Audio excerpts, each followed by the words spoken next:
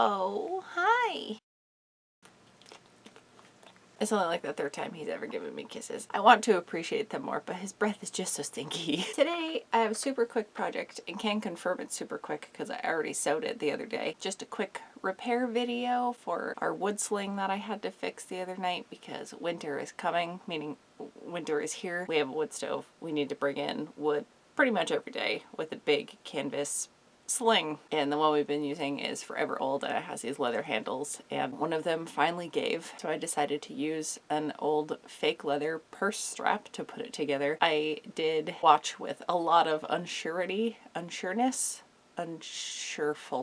None of these are correct. The first time it got used to bring in a load of wood because I didn't know if the stitches puncturing through the fake leather was going to weaken it and make it rip. Also something I've never done before, so I have no idea how it's going to hold up. So we'll see how long this one lasts. It's already held up for like 3 nights worth of use. Better than having to buy a whole new one because the really nice wood slings are kind of expensive. So considering the material I had available to me and then I kind of had to do the fix on the spot, I'm pretty content with how it came out. So I did do my damnedest to try to thread this thicker button thread is what it's labeled as. I've used it to repair some leather bags and stuff before, but the needle on my machine, just a regular universal needle, did not want to take it. And then when I tried to use one of those flimsy threaders, the like dime head things, there's got to be some interesting history behind this. I don't know why these specifically always look like dimes, but it immediately broke when I tried to pull the thread through the needle. So I just switched to a slightly thicker spool of thread that I had laying around, but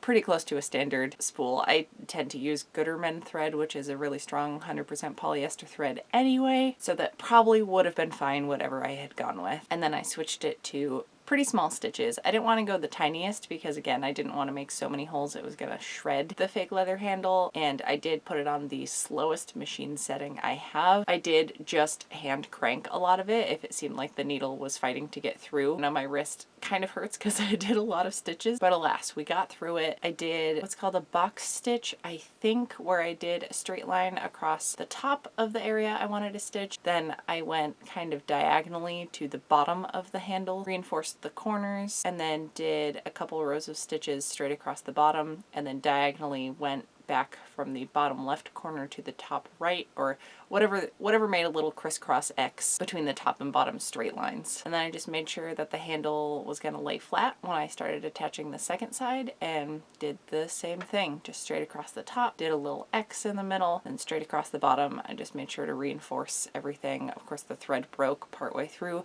because the spool I was using is a super old wood spool I had laying around for some reason, and it has that little slit to hold the thread when you're done using it so it doesn't just unravel. Kind of a pain in the butt, but it was a salvageable thing. And then I was done. Like I said, super quick project, thankfully, because as you may be able to tell from the very early morning voice I have going, and I'm in the shop, it's about 5:30 a.m. I haven't even gotten dressed for the day, so I'm still in my pajamas and bathrobe because it's cold as shit outside. But I am in art fair prep mode, so I'm doing a Harry Potter market next Saturday and have been working on a massive batch of inventory for it. Here's the video I planned for today. It's just gonna go up Saturday because I need more time because I didn't realize quite how many I had the material to make. I'm 2/3 of the way through making 67 Harry Potter wands. Y'all, it's so many. I finished sculpting them all last night, and yeah, the painting process will begin. And fingers crossed I can have them done by like Friday night so I can spend the weekend making some more Harry Potter robes, and I have some metal stamped bracelets I want to make. Oh, and I gotta restock some of the jewelry because of course I sold out of the Spectra Specs in my Etsy shop. I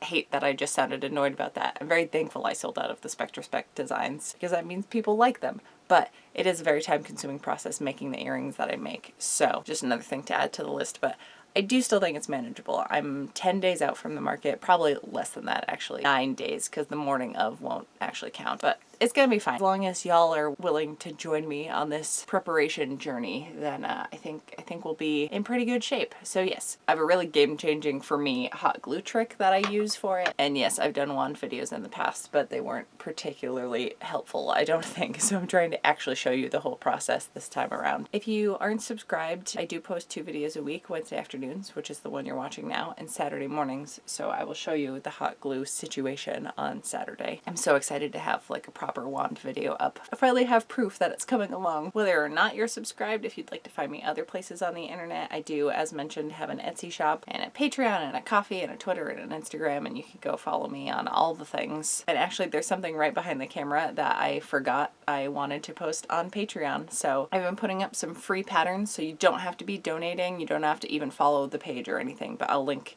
in the description. I'm going to put the pattern with the measurements and everything to the beer koozie that I made a couple weeks, maybe months ago at this point, just available to everyone. And those of you that are donating patrons, I got all of the IRL gifts sent out over the weekend. If you don't know what I'm talking about, you can read the descriptions of the different tiers that I have over on Patreon. I'm going to be reconfiguring a couple things like the shout out tier and stuff. I feel like there's got to be a different type of reward I can do for that. Let me know if you have suggestions for like the lower tiers and stuff, what you would like access to. Okay, I'm gonna edit this and get back to wand making. I feel like a real Joe Lavander. That was bad. It's time for me to go. I'll see you all back here with another video on Saturday morning. Thank you so much for hanging out. #senior dog life.